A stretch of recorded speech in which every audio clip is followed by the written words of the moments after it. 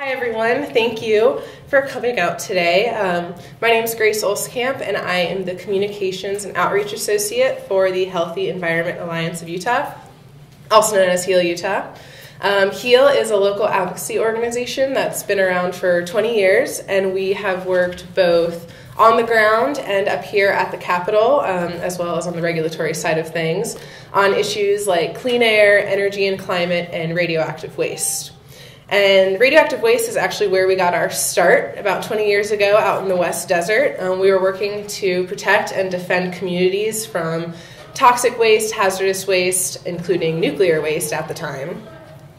It's from this 2 decades of work on radioactive waste that brings us here today to talk about small modular nuclear reactors. And these, which are also called SMRs, will create more of this hazardous waste. Utah itself has had an even longer history with radioactive waste than just HEAL has. And it's actually been the entire fuel chain end to end that this waste has impacted Utah communities. For example, uranium mining leaves waste that has affected mining workers, and it's also disproportionately impacted the Navajo reservation here in Utah. Uranium milling, which is the process of separating uranium ore from the raw material, has generated waste that's affected groundwater in places like the White Mountain Ute Reservation, which is near Blanding, Utah. Uranium enrichment, which is a process that generates depleted uranium, which is an issue I'm sure you've heard about a lot more recently. And depleted uranium becomes hotter and hotter, so more radioactive over centuries. And Energy Solutions has been trying to bring in this waste called depleted uranium for about the last decade. It's been going through the regulatory ringer on that one.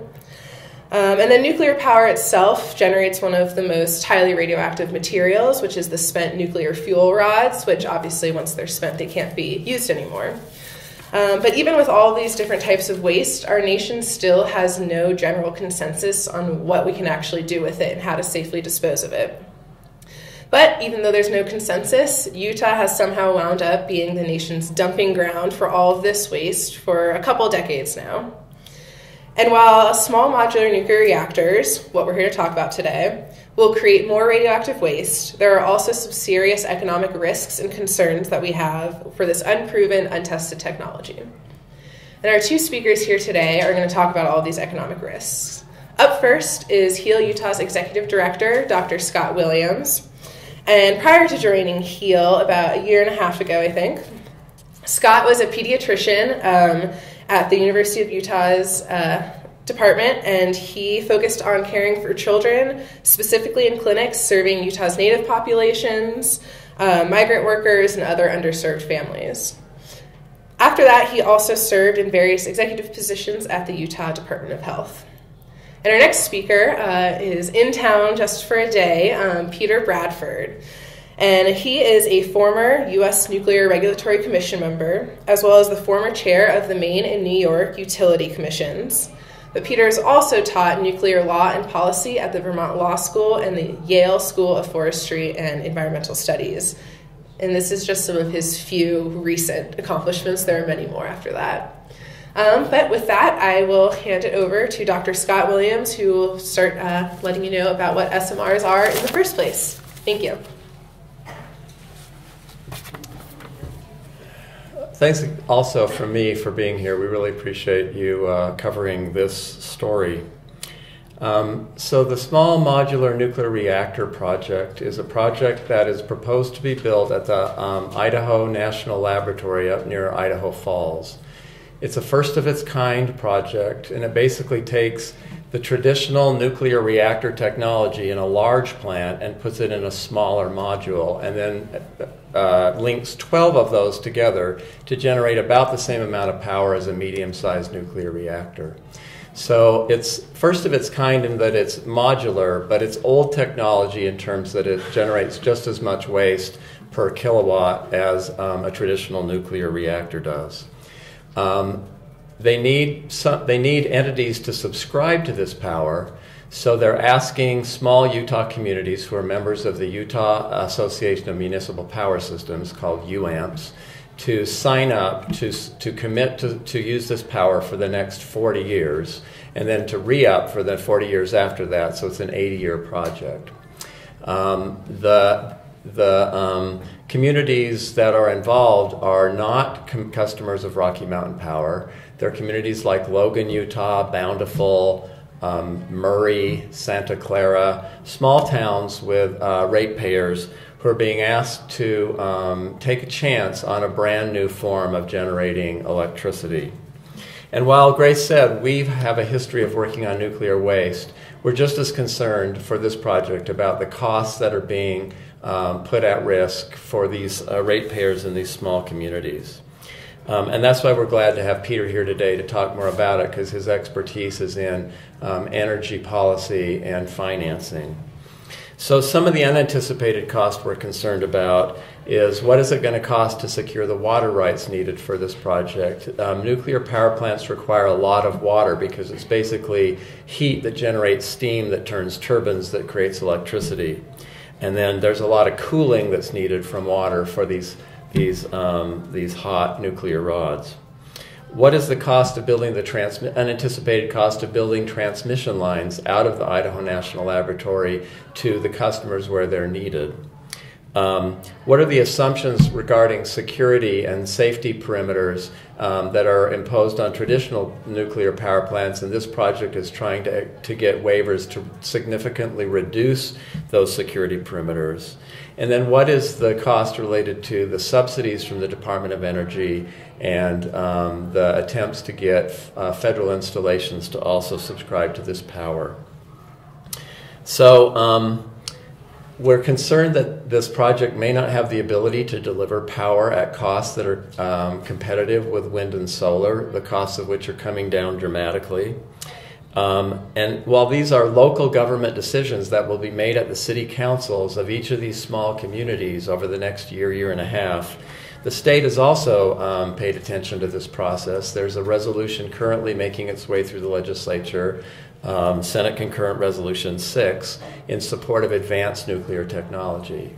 And our contention is that this is not advanced nuclear technology. It may be one step forward in terms of it's theoretically safer because these smaller modulars can't melt down perhaps like a large nuclear power plant. But it generates just as much waste per kilowatt. The costs are uncertain and may be far more expensive than the cost of other power available to these communities. It requires federal subsidies in order to go forward, and it's not clear that this power is even needed given the other options available to these communities for their power. So with that, I'm going to turn the time over to Peter to talk to us more about the details of why this presents financial risks and what we should be looking at in terms of analyzing those risks. So Peter, thank you.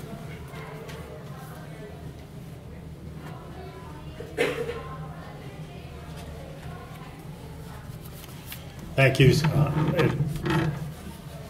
Back in the days when I was actually responsible for licensing nuclear power plants, that is during my term on the Nuclear Regulatory Commission, we issued about 20 licenses in those 5 years. And then I got involved in state utility regulation where we had to set the prices for a number of nuclear plants. And the source of continuing dismay to me was to watch as these projects blew past one cost estimate after another. Ultimately, half of all the nuclear plants that were proposed, many of them licensed in the US, were canceled. So we built about 110, we canceled about 110 more.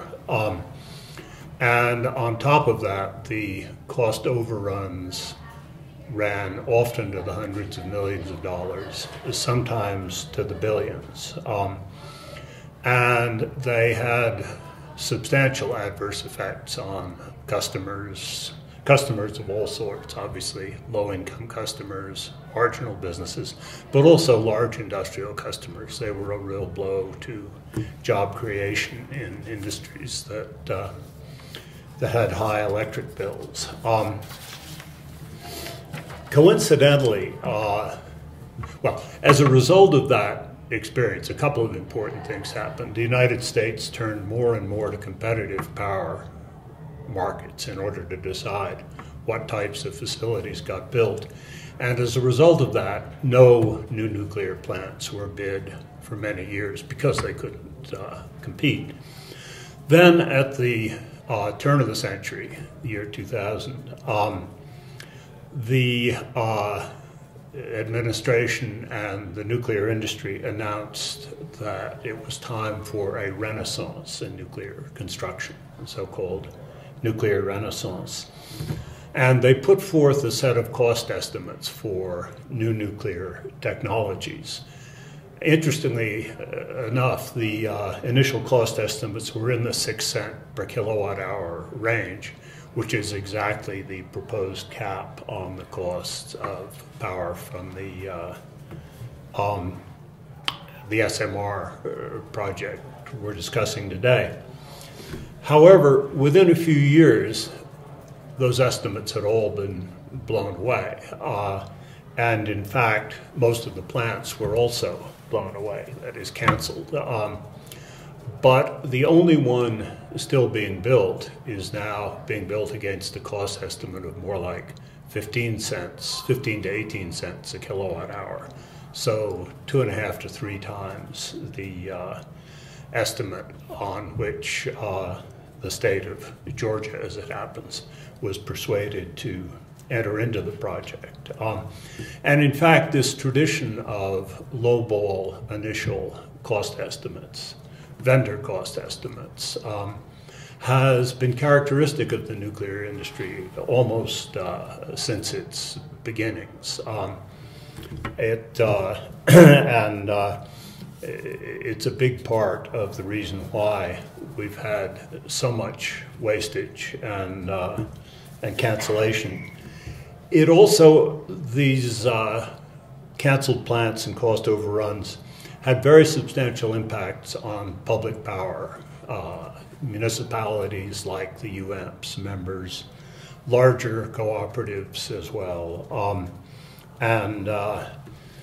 For example, in the Pacific Northwest, the Washington Public Power Supply System was involved in what was then the largest municipal bond default in history as a result of the cost overruns at what came to be known as the WUPS project.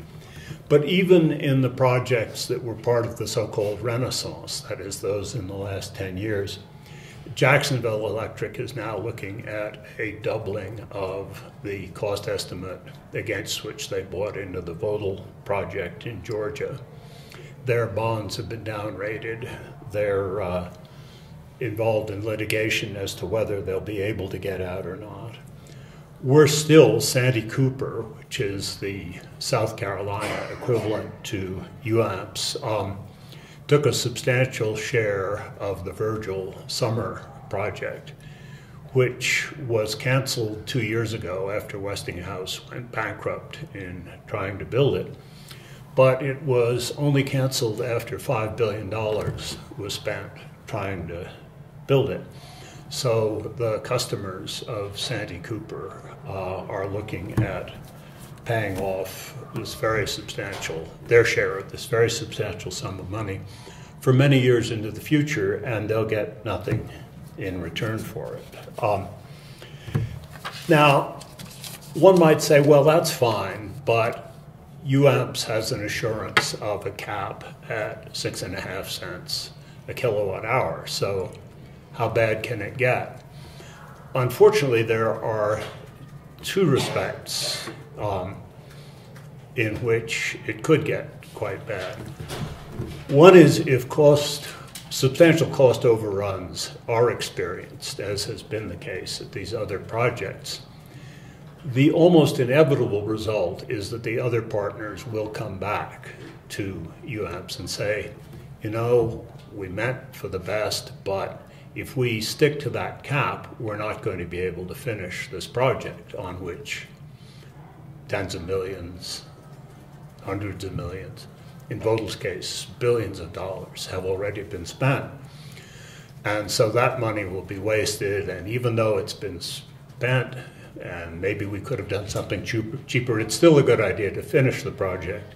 So all you have to do is raise the cap, and it will keep going. And at that point, it may be pretty hard to get out of. People will be committed to going forward. Alternatives will have been foreclosed. So if, for a cap like that to be effective, there are a couple of requirements. You have to know who else is going to step up and cover the cost overruns. Would it be the Department of Energy? Would it be NuScale? How firmly are they committed to doing that? Can you be sure that they'll be there when you need them? Or might they, like Westinghouse in the South Carolina case, where there was a cap as to which Westinghouse was the ostensible guarantor, might they be bankrupt and then go on? So that's one example of the ways in which the 6.5 cent cap is problematic. Another, though, and perhaps in some ways more fundamental, is that 6.5 cents a kilowatt hour is in fact not cheap for clean power. It's certainly not cheap for gas-fired power these days. The contracts that have been signed recently elsewhere in this part of the country have included solar plus storage, so getting close to round-the-clock power, or wind power, more in the 3.5 cent, 4 cent range. And as nearly as I can tell from the material that's been available to me, no one has really done a competitiveness test in which UAMPS has to bid, or the small modular reactor has to bid against these other sources. Because, after all, in a market-type environment, one competes not against one's idea of what the project might cost or what the vendors are saying the project will cost. One competes against what other suppliers are willing to provide the same power for. And the cap in a market isn't a contractual amount that's been negotiated with the builders. It's the amount that the power can be procured for from other suppliers. So what seems to be missing here, at least at this point in time, is any kind of economic competitiveness test in which the municipalities involved have really tested the market to see what's out there. And I can tell you just from looking at the power market websites in the last few days that the average price of all the kilowatt hours bought in all of the power markets in the US for the last 9 years has been lower than 6.5 cents a kilowatt hour. In Texas, which is one of the cheapest ones, it's been barely half of that amount. In New England, which is the most expensive, it's been closer to 4.5 cents. So those are real savings when you compare 6.5 to 4 cents. And then when you look at what these renewable projects are bidding and put them together with other combinations like energy efficiency, load management, storage, grid management, you start to see what modern grid planners are calling virtual power plants, that is, packages of power that are available at much lower rates than the traditional baseload systems. Now, the proposed SMR contract does provide for an economic competitiveness test, and that in turn can trigger ways out for the members. But unfortunately, the test seems to be based entirely on measuring the project against a gas-fired power plant. And depending, of course, on what happens with carbon prices, that could go one way.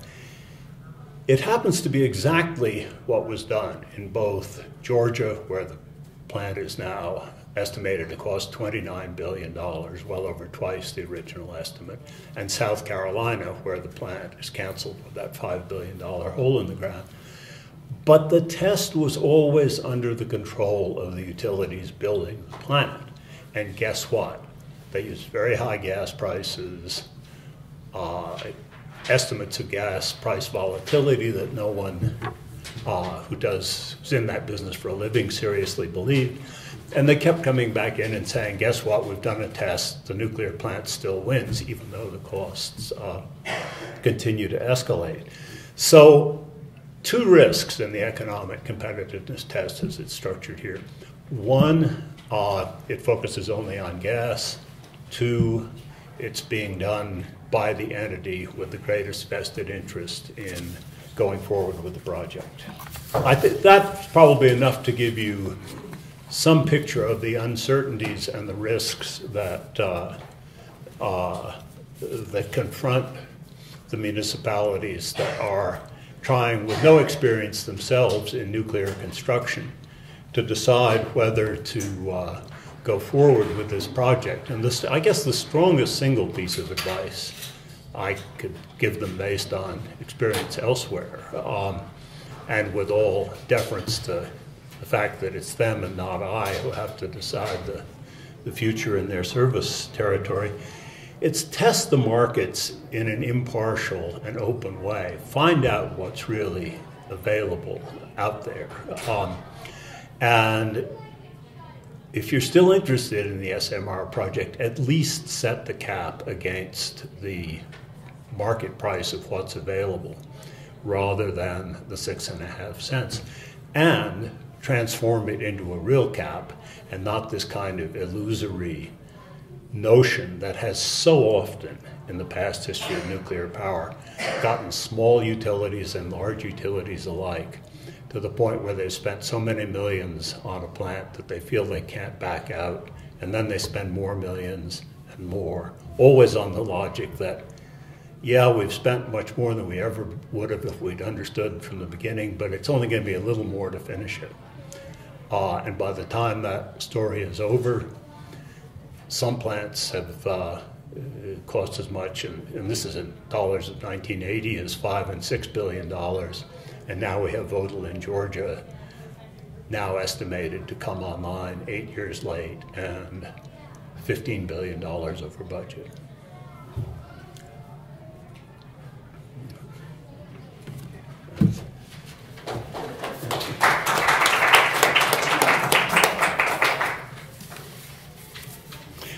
Actually, if one further thought by way of wrapping up, you often hear in discussions of projects like of nuclear projects, I'm for an all of the above energy policy. I'm not against solar, I'm not against wind, I'm not against energy efficiency. We have to do everything.